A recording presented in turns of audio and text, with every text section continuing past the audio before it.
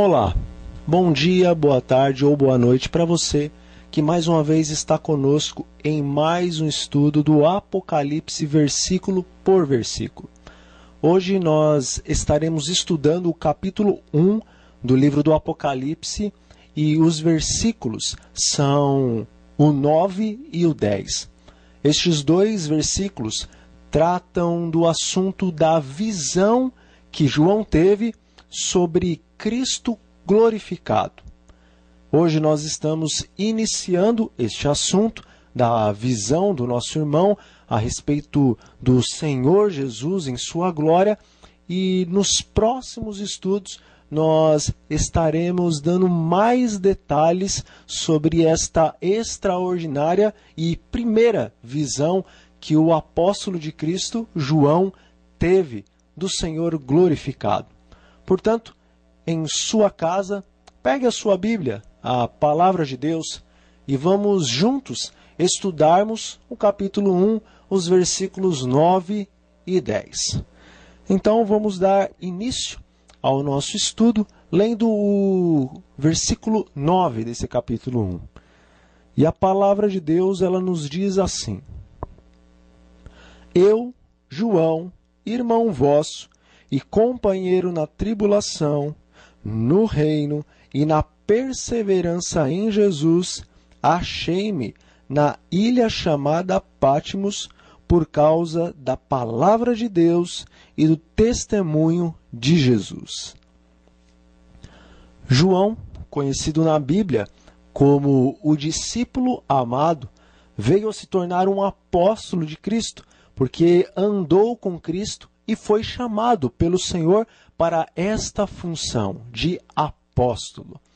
Mesmo recebendo do Senhor do universo e do Senhor da terra este encargo, talvez o maior que já existiu sobre a face da terra, o de ser um apóstolo de Cristo, ainda assim, em toda a humildade, João, ele se retrata como o nosso irmão.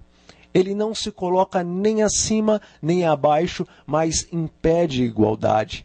Assim como Jesus, sendo Deus onipotente, onipresente e onisciente, ele não quis colocar-se acima nem abaixo dos homens para ajudar essa raça a qual havia caído por causa dos nossos primeiros pais que pecaram no Éden. Mas aquele que era o Verbo, aquele que estava com Deus e aquele que sempre foi Deus desde a eternidade, ele se fez carne, se fez homem, habitou entre nós. E hoje, Jesus, ele não somente é o nosso Deus onipotente, digno de toda a honra, digno de toda a glória, digno de todo louvor, mas hoje ele também é o nosso irmão. Jesus, o Deus infinito, ele se encontra na presença do Pai, intercedendo por você, intercedendo por mim e tratando-se diante do seu Deus, diante do nosso Deus, como o nosso irmão. Por isso João nos chama de irmãos, porque se Cristo mesmo se coloca como irmãos dessa raça decaída, imagine João, tão pecador quanto você e quanto a mim, se ele não se colocaria como o nosso irmão, um igual a nós, independentemente de ter de Deus recebido o maior de todos os encargos, o de ser um apóstolo de Cristo. João, nesse versículo 9, ele diz que ele é o nosso companheiro nas tribulações. Veja que o Senhor Jesus, quando esteve aqui na terra, ele diz o seguinte: as raposas têm os seus covis, ou as suas covas. As aves dos céus possuem os seus ninhos, mas o Filho do Homem, aquele que era um com Deus desde a eternidade, o Filho do Homem que desceu dos céus, encarnando para salvar a humanidade perdida, Diferente das raposas e das aves dos céus que possuíam as suas moradas, o Filho do Homem não tinha onde reclinar a cabeça.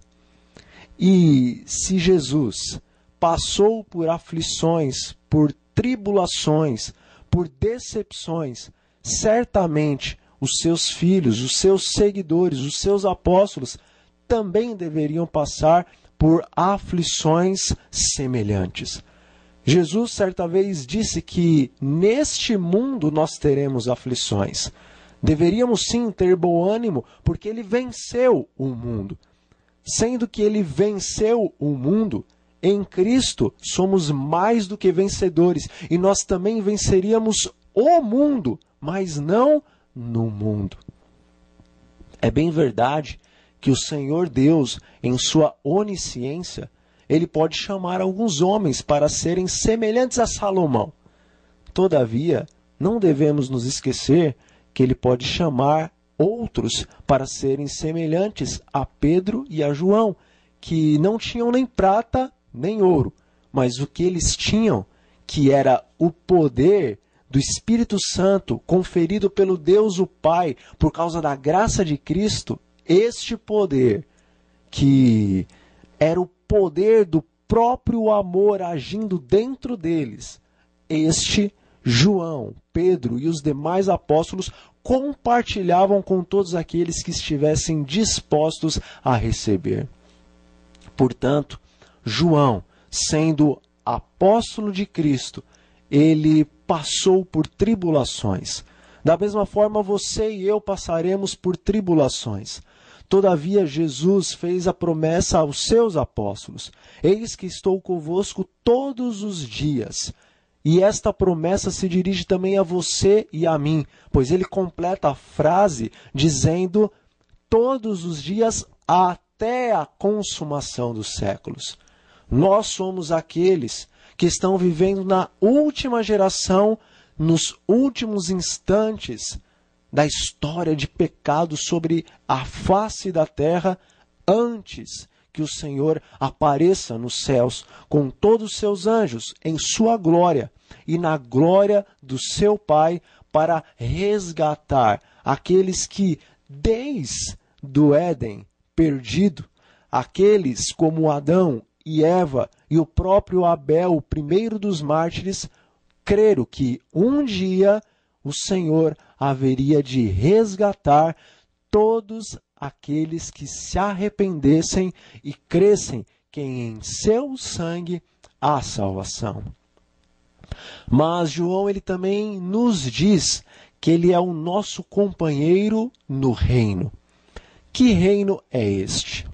Bom, a palavra de Deus no próprio livro do Apocalipse disse que houve guerra. Não guerra na terra, mas houve guerra nos céus. Todavia, Satanás e os seus anjos não prevaleceram nesta guerra, mas eles foram expulsos e foram lançados por terra. Eles foram lançados por terra, mas este planeta, no momento em que Satanás e os seus anjos aqui encontraram guarida, este local ainda era um abismo e havia águas e escuridão sobre a face da terra. Este foi o quartel-general, se assim podemos dizer, que Satanás estabeleceu no universo. A terra, antes de sua criação, antes de se tornar bela e formosa, tal como nós vemos na descrição que a palavra de Deus no livro de Gênesis nos dá da terra, quando esta acabava de sair das onipotentes mãos do Criador. Portanto, neste momento, onde Satanás e os seus anjos aqui, neste mundo escuro, neste abismo se encontravam, planejando que no momento em que o Senhor Deus colocasse em operação o seu plano de trazer a este mundo beleza e vida, o plano o qual eles tinham de então tentar fazer com que os seres humanos, criaturas novas que talvez não tinham tanta compreensão a respeito do grande conflito viesse a cair em suas lábias e assim tornarem-se escravos do seu poder. Todavia, Deus, sendo onisciente, ele conhecia os planos de Satanás. Contudo, mesmo conhecendo os planos de Satanás, o Senhor Deus não saiu desse propósito, mas Pai, Filho e Espírito Santo vieram para continuar o seu planejamento eterno e trazer agora beleza e vida a esta terra, criando então todas as coisas e coroando a criação com o homem, tanto Adão como Eva. Eis que o Senhor disse que tudo era muito bom. Agora, quando então este reino e as criaturas que deveriam habitar neste reino e se multiplicar já estavam criadas, então vemos no relato da criação que se encontra no livro de Gênesis, que o Senhor, o Deus infinito, ele entregou toda a autoridade do mundo e dos seres que haviam no mundo nas mãos de Adão. E ele ainda disse que Adão deveria cultivar o jardim, deveria cuidar da terra. Por que cuidar da terra? Porque havia um inimigo o qual intentaria tirar esta terra, tirar o principado das mãos de Adão. Principado, poder este, o qual o próprio Senhor Deus havia conferido a ele. Adão era o governador, era o príncipe deste mundo. Adão tinha autoridade sobre o reino desta terra, porque o próprio Deus, o Criador de todas as coisas, deu esta autoridade para Adão. Todavia, quando o tentador veio a Eva, quando esta caiu e depois veio a tentar o seu marido Adão, e este veio a cair, então Adão passou agora em sua queda, ainda que inconscientemente, talvez involuntariamente, mas sob a pressão da tentação, Adão passou a escolher o seu comandante, agora como Satanás e não mais como o Deus, o Rei do universo. Pelo fato de Satanás agora ter escolhido como seu comandante, como seu rei, a Satanás, então agora ele estava subjugado à vontade de Satanás.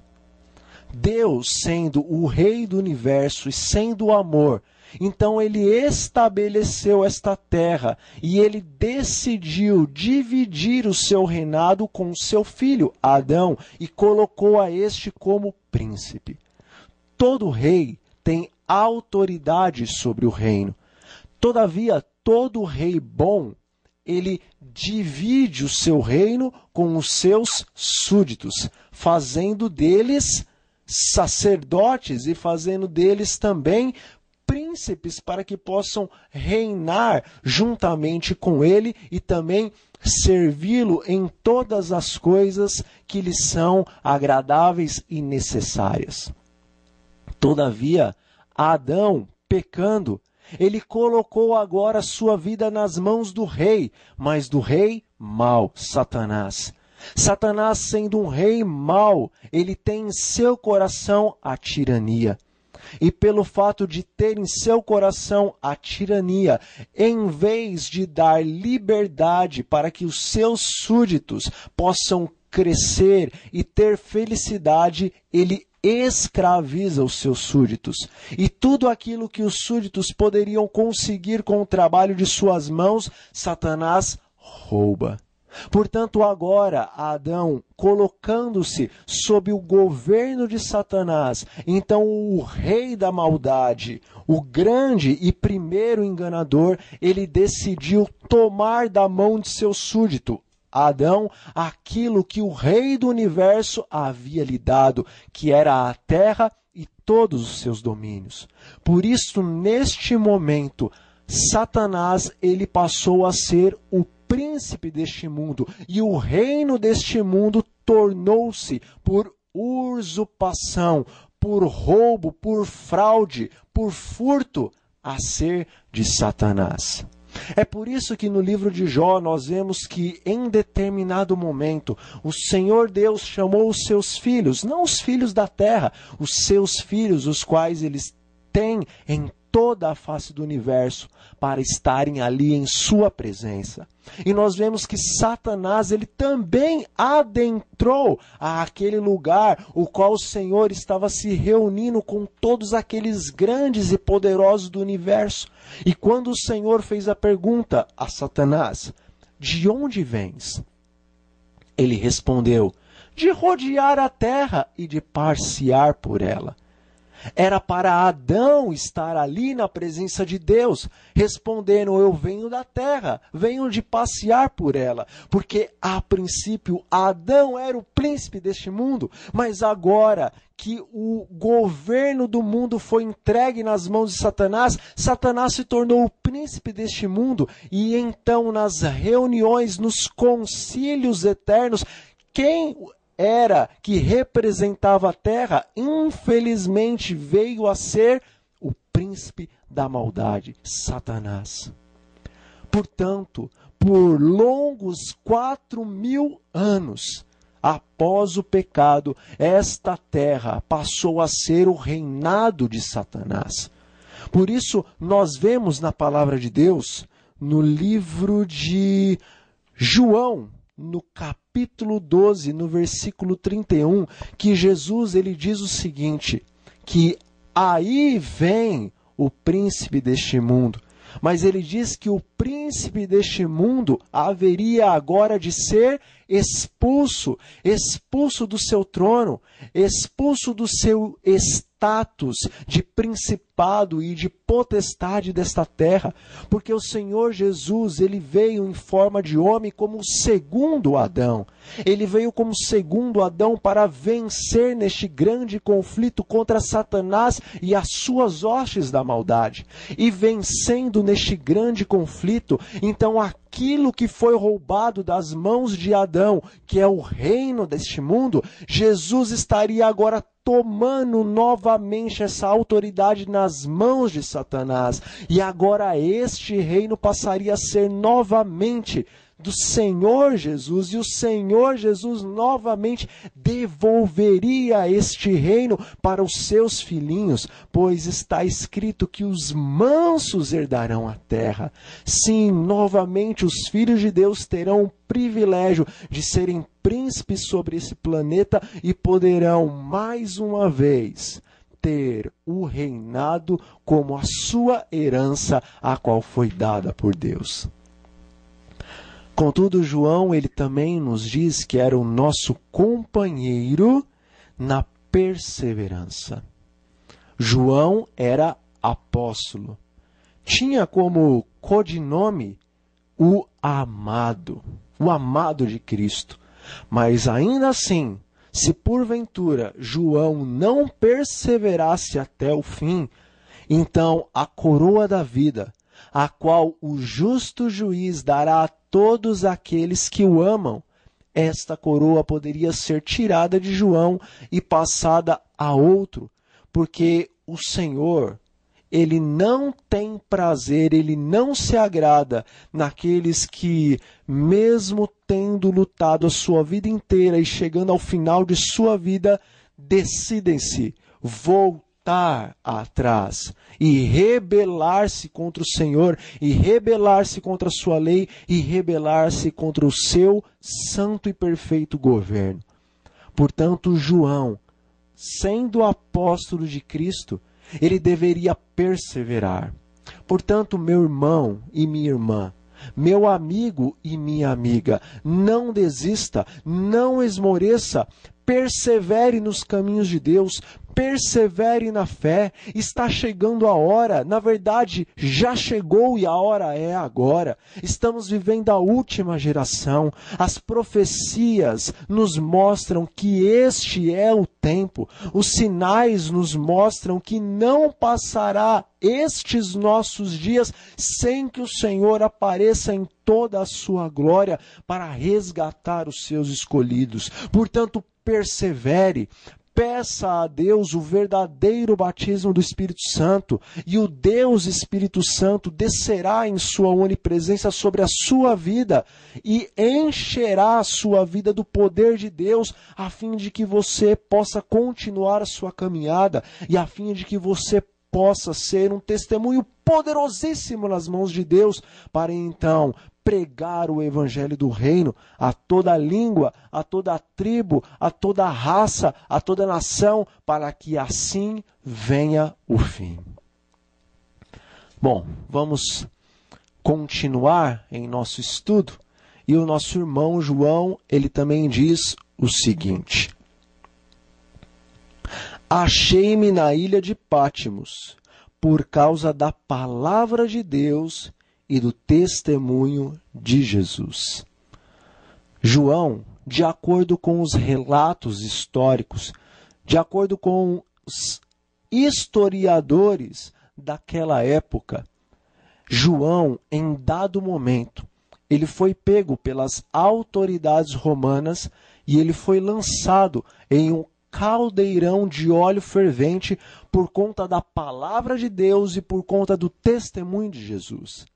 Mas assim como o Senhor, o Rei da Glória, salvou a Ananias, a Azarias e a Misael, quando estes, dando testemunho poderoso da verdade, decidiram entrar na fornalha ardente do que se prostrar diante da estátua que o rei Nabucodonosor havia erigido, assim como naquela época o Senhor entrou dentro da fornalha juntamente com os seus 3 fiéis e não permitiu que o fogo viesse a queimá-los, da mesma maneira, quando João foi lançado naquele caldeirão de óleo fervente, o Senhor ali esteve com ele e poupou a sua vida, porque João tinha ainda um poderosíssimo testemunho a dar para os seus irmãos, os quais viveram na época que ele viveu, e para todos os filhinhos de Deus que estaria vivendo em todos os períodos da história do cristianismo até a vinda do amado Jesus Cristo. João, então, não morrendo naquele caldeirão de óleo fervente, agora as autoridades romanas lançaram ele na ilha de Pátimos, na prisão de Pátimos, numa prisão de segurança máxima, tão somente porque o apóstolo João dava testemunho da palavra de Deus e dava testemunho de Jesus Cristo. Meus amigos, em Apocalipse, no capítulo 12, no versículo 17, a palavra de Deus disse que o dragão se irará. O próprio livro do Apocalipse diz que o dragão é Satanás. E a palavra de Deus, neste versículo 17 do capítulo 12, diz que o dragão se irará contra a mulher. Na profecia, a mulher, ela representa a igreja. Então, diz o livro do Apocalipse, que Satanás vai se irar contra a igreja e vai atrás dos restantes da igreja para fazer guerra contra eles, que são os que guardam os mandamentos de Deus e têm o testemunho em Jesus. Na época de João, o nosso querido irmão foi preso em uma prisão de segurança máxima porque ele dava testemunho da palavra de Deus e de Jesus Cristo. Nos últimos dias, Satanás novamente vai se irar contra o povo de Deus e agora ele vai sair a fazer guerra contra todos aqueles que guardam os mandamentos de Deus. Não 1, nem 2, nem 9, mas todos aqueles que guardam os 10 mandamentos de Deus e que têm o testemunho em Jesus. E no capítulo 19 do livro do Apocalipse, no versículo 10, o anjo diz a João que o testemunho de Jesus é o espírito da profecia. Nos últimos dias, os servos de Deus, que serão terrivelmente perseguidos pelo dragão e por todos aqueles que se unirão a Satanás, ainda que inconscientemente. Eles serão perseguidos porque eles guardarão todos os 10 mandamentos da lei do nosso Deus. Mandamentos esses que, diz a palavra de Deus, são eternos, e são justiça, e são juízo, e jamais passarão. E pelo contrário, permanecerão, e tal como Davi falava, são deleitosos. E é muito bom guardar a cada um deles. Mas os que serão perseguidos nesses últimos dias guardam os mandamentos, os 10 mandamentos de Deus, e têm o testemunho de Jesus, que é o Espírito da profecia. E o Espírito da profecia, muito mais do que ficar adivinhando a respeito das vidas das pessoas, o Espírito da profecia, meu irmão e minha irmã, meu querido, o Espírito da profecia é receber o dom do Espírito Santo, a fim de compreender as palavras proféticas, as quais nos revelam a respeito de pessoas, de governos, de reinados e de tudo que há de acontecer sobre a face da terra.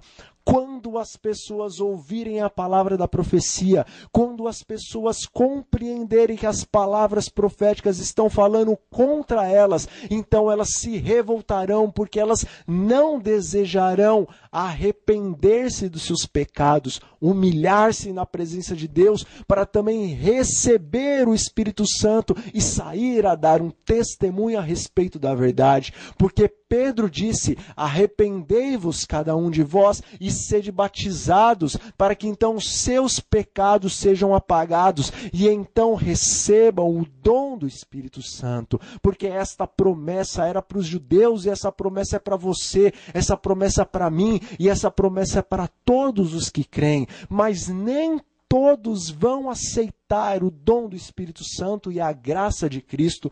E quando ouvirem dos filhos de Deus, os quais recebem o testemunho de Jesus, que é o dom do Espírito da profecia, eles se revoltarão contra as palavras da verdade e perseguirão aqueles que dão o correto e verdadeiro testemunho profético e que guardam os mandamentos de Deus.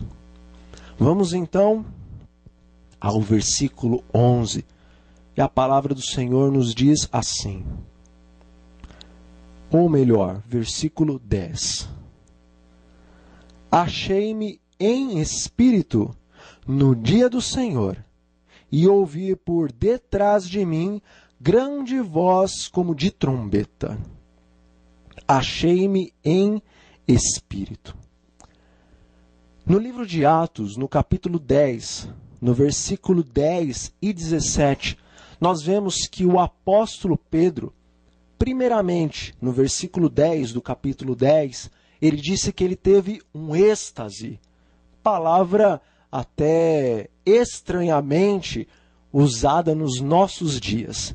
Mas no versículo 17, Pedro explica o que significa este êxtase. Ali é explicado que o êxtase que Pedro teve no versículo 10 de Atos, capítulo 10, era tão somente uma visão. Portanto, a palavra êxtase foi usada para ilustrar ou para dizer, em outras palavras, o que é uma visão. Aqui, quando João diz que ele se viu em espírito, ele estava em espírito, isso quer dizer que ele entrou em uma visão.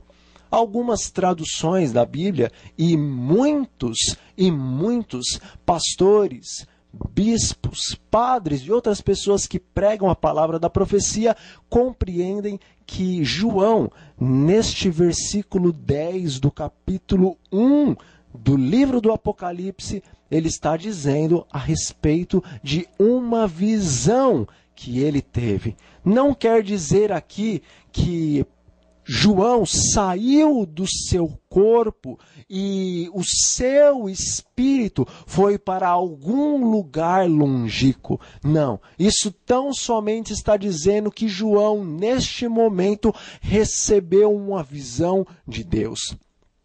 O Senhor, neste momento, colocou imagens e colocou sons dentro da mente de João e ele se viu em outro lugar diferente da ilha a qual ele se encontrava.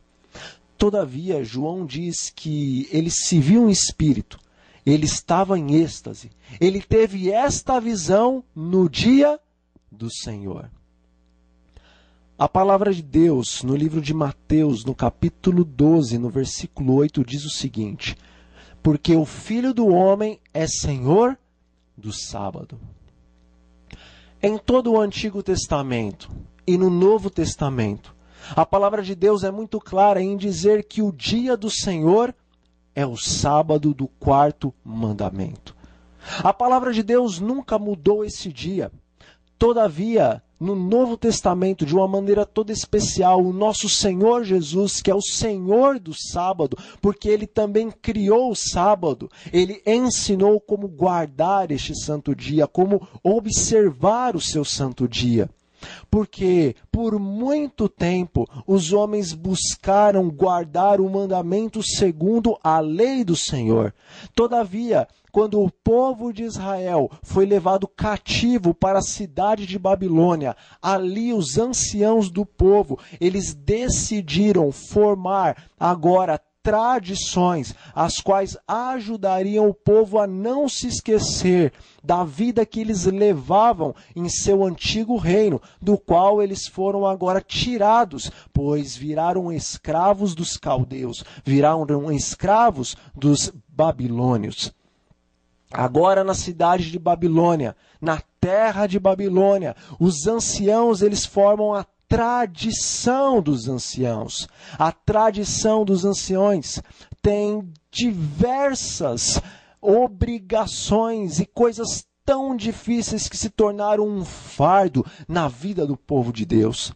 Somente para o dia de sábado haviam muitas e muitas tradições e costumes, os quais nunca estiveram na lei original do Senhor.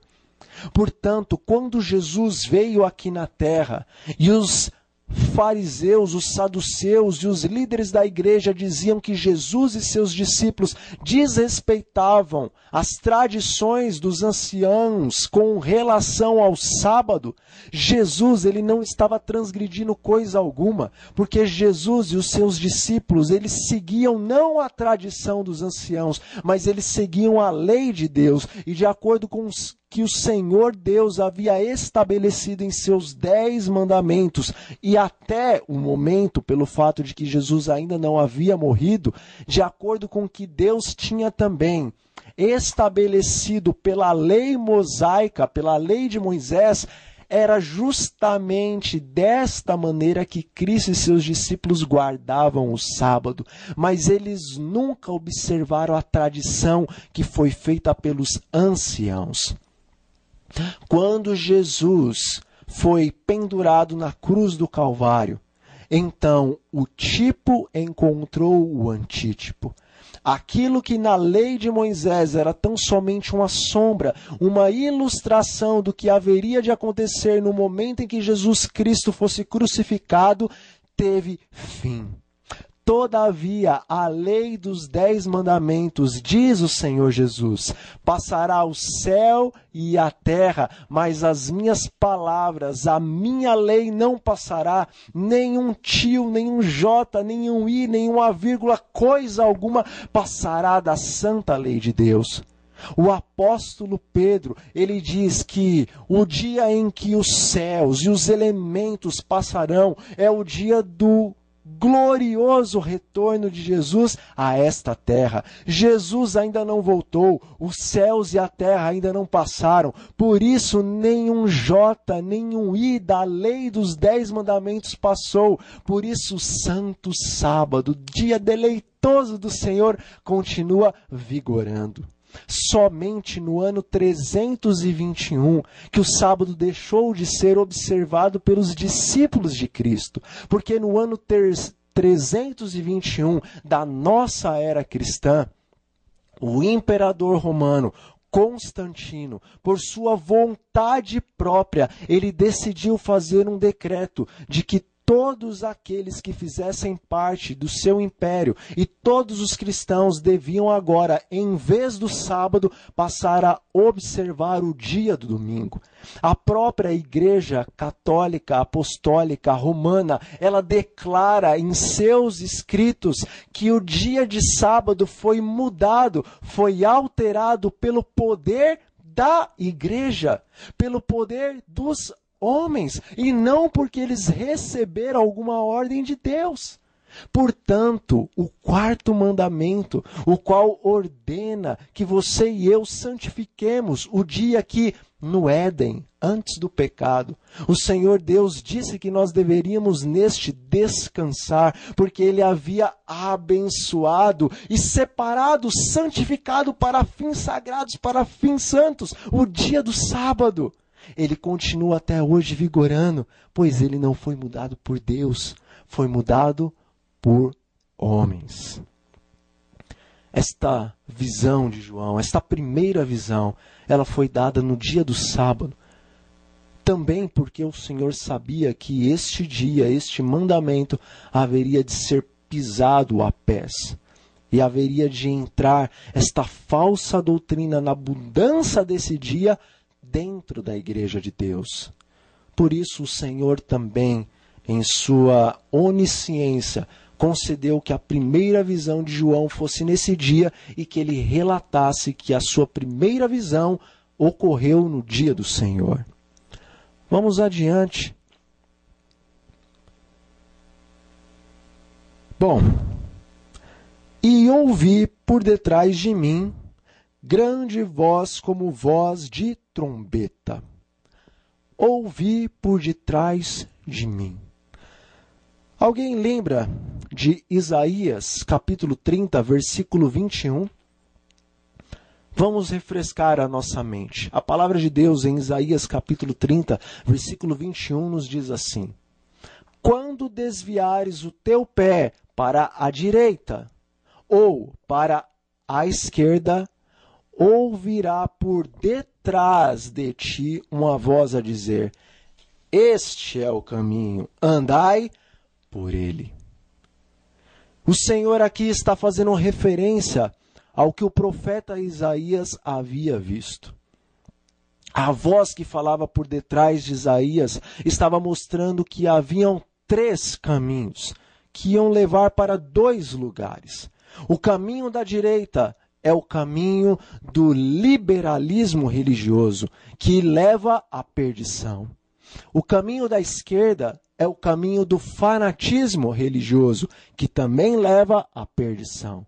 Mas o reto caminho é o caminho da verdade, é o caminho da justiça, é o caminho que nós não devemos ficar parados, estagnados nele, mas nós devemos andar por ele, devemos crescer neste caminho, porque é neste caminho que nós passamos pelas 3 portas, as quais nos levam para Deus. As 3 portas são o caminho, a verdade e a vida. Jesus é o caminho, Jesus é a verdade, Jesus é a vida. Jesus é a justificação, Jesus é a santificação e Jesus nos leva ao Pai, Ele nos leva à glorificação eterna. Nós devemos andar por este caminho. Jesus, Ele queria mostrar para João e para você e para mim que nós não deveríamos ir nem para a direita, nem para a esquerda do caminho, mas nós deveríamos andar pelo reto caminho, pois o reto caminho é o caminho da verdade. O Senhor Jesus, Ele sabia que lobos vorazes, que devoradores, que ladrões, que roubadores entrariam na igreja a fim de desviar as ovelhas de Deus para o caminho da direita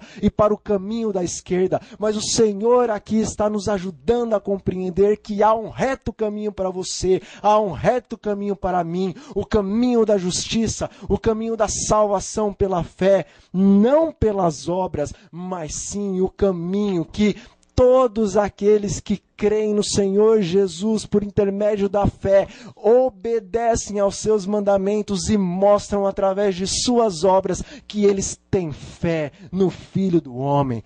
Pois se nós queremos nos mostrar sensatos de acordo com o que a palavra de Deus no Novo Testamento nos diz, nós devemos então, pelas nossas obras, pelas nossas boas obras da lei, mostrarmos que temos fé naquele que nos salvou e nos justificou em seu sangue.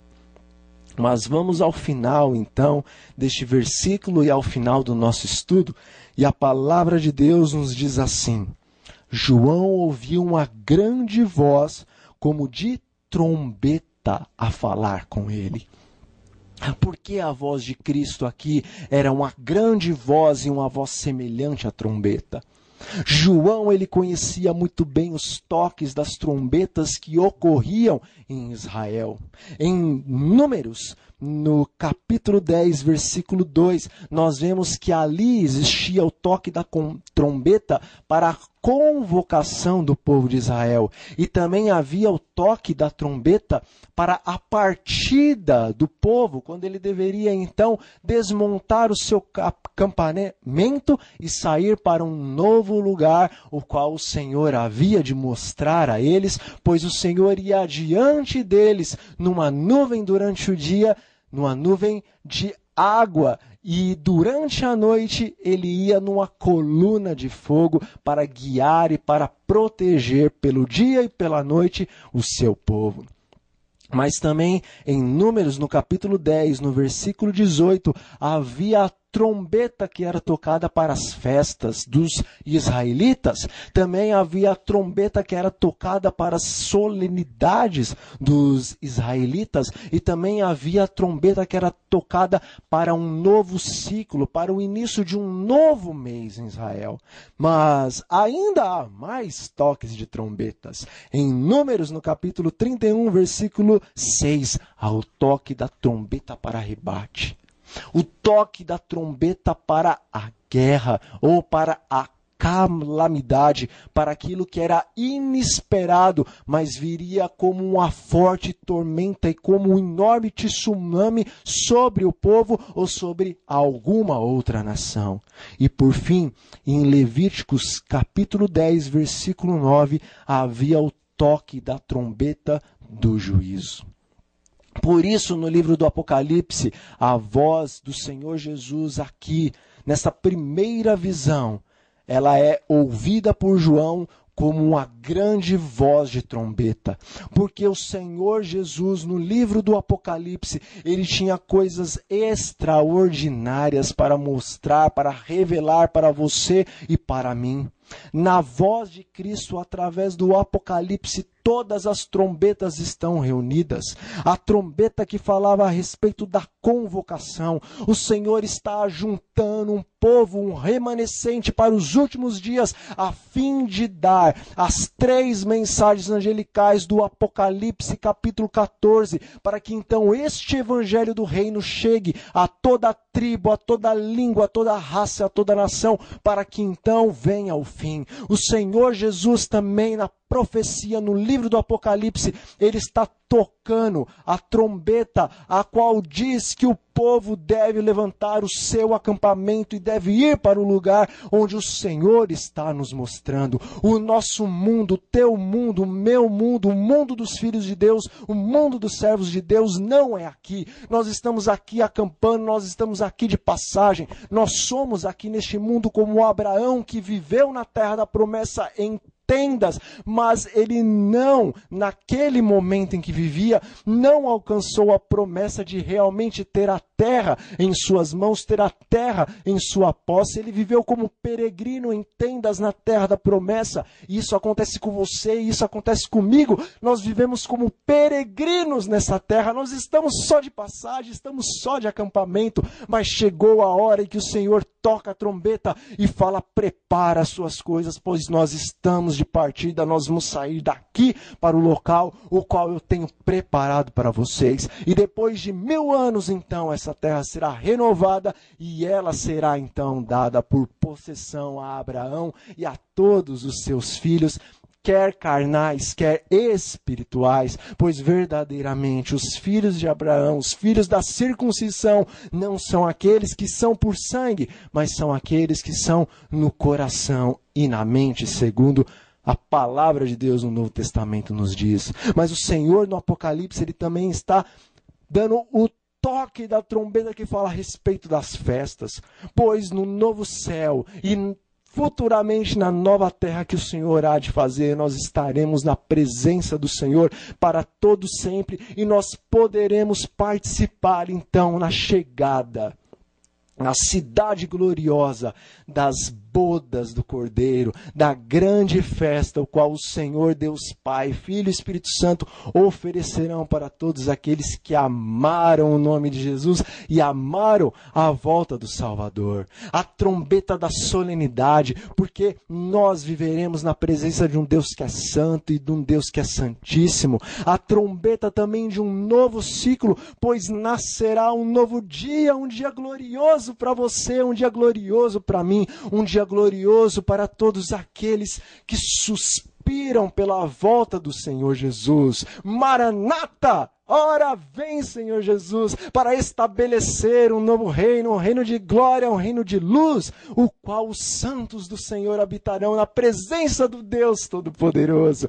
Mas o Senhor também, no livro do Apocalipse, toca a trombeta da guerra, a trombeta do rebate, a trombeta da calamidade, pois o Senhor, Ele é amor, mas o Senhor também é juízo, e nesses últimos dias a terra receberá os juízos sem mistura de misericórdia da parte do nosso Deus. E Satanás, ele também terá a oportunidade de fazer tudo aquilo que ele sempre desejou, mas até agora foi preso, e o Senhor não permitiu que ele o fizesse.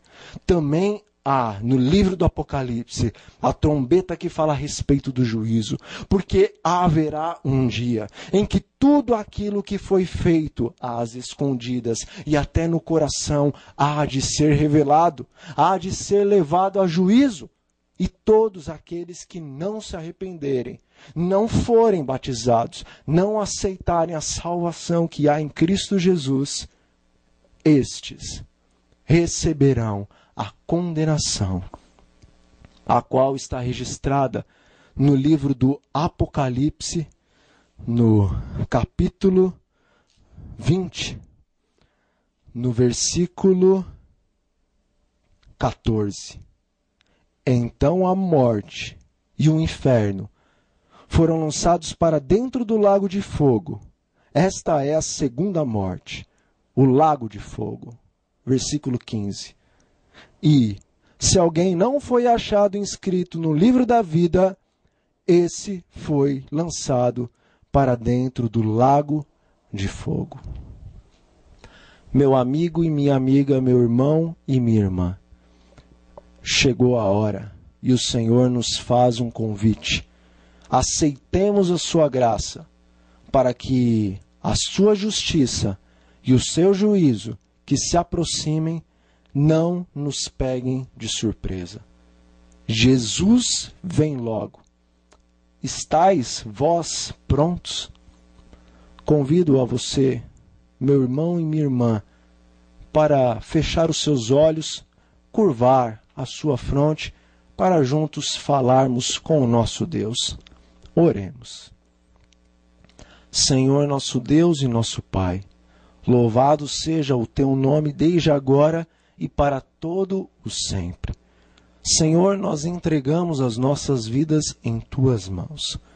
Oramos pedindo que o Senhor nos batize com o verdadeiro poder do Espírito Santo e que afaste de nós o falso poder do Espírito. Oramos para que a graça de Cristo nos salve e que a lei de Deus, pelo dedo do Espírito Santo, seja inscrita em nossos corações, segundo a palavra e a promessa deixada no livro de Ezequiel. Oramos a Ti em nome de Jesus e já lhe agradecemos as bênçãos. Amém. Foi uma alegria estar com você e eu espero que também tenha sido para você uma alegria estar comigo. Muitos estudos ainda haverão até o capítulo 22 do livro do Apocalipse. Eu aguardo você, meu amigo e minha amiga, meu irmão e minha irmã, em todos estes nossos encontros e estudos, e até a próxima.